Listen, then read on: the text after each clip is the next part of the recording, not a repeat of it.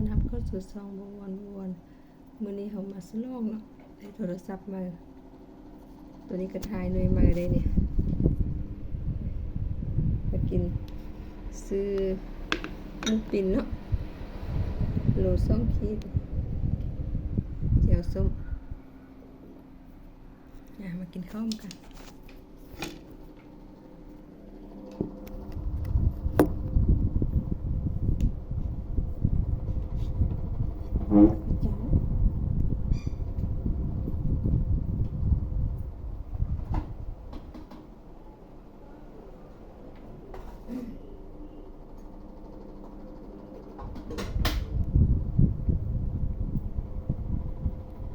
จะบอกหลายบวงหนึ่งเลยบวง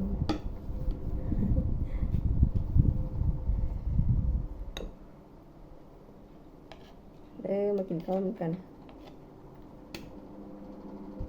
พี่น้องกินอย่างดีมื้อนี้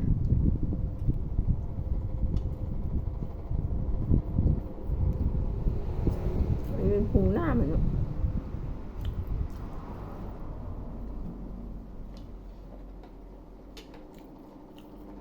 เผ็ดนึ่ง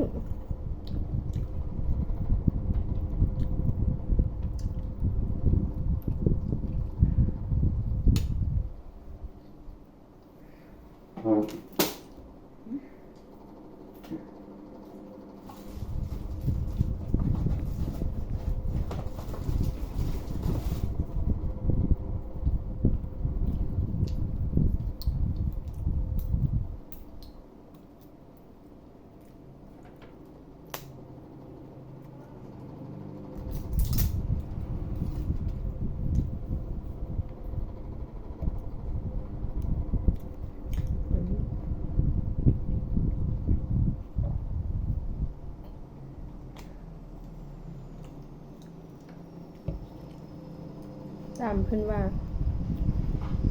ลดความอ้วนเนาะว่ากินแป้ง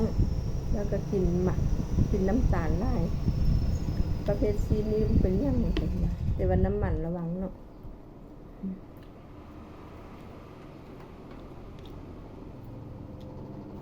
หน้าแจ้งดีบอโทรศัพท์มาจะลองโทรศัพท์มา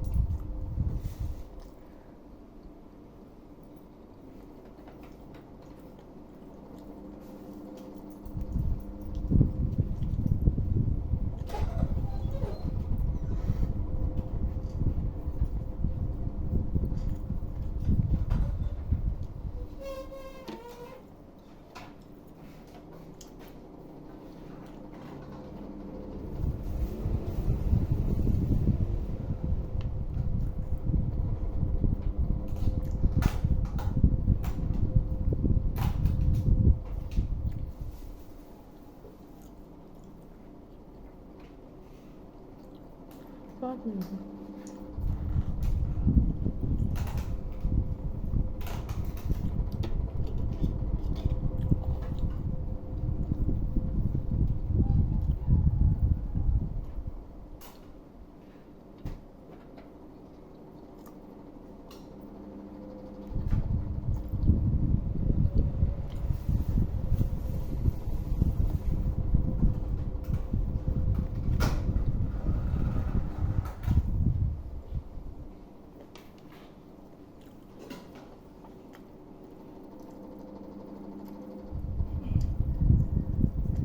อืม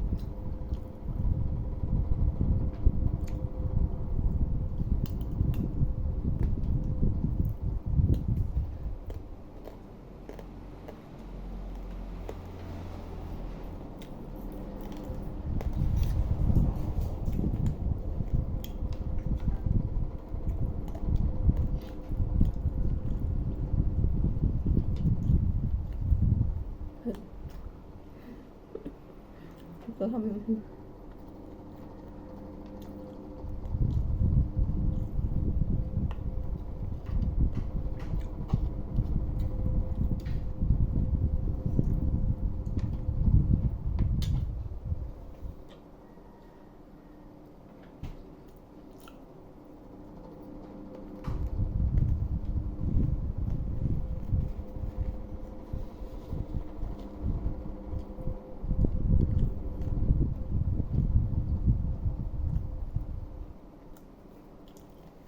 ตับ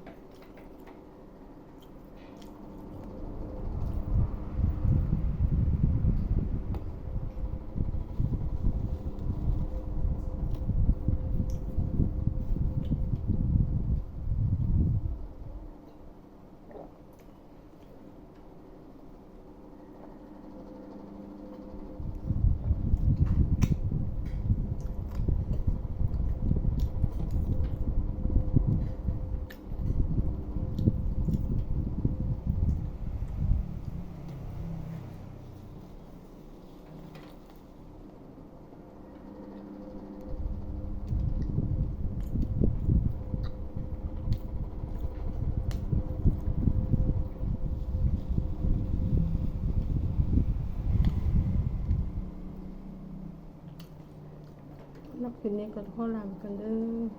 ช่วยกดไลค์กดแชร์เป็นกำลังใจกดติดตามเนาะเป็นกำลังใจในการทำคลิปต่อไปก็ขอบใจ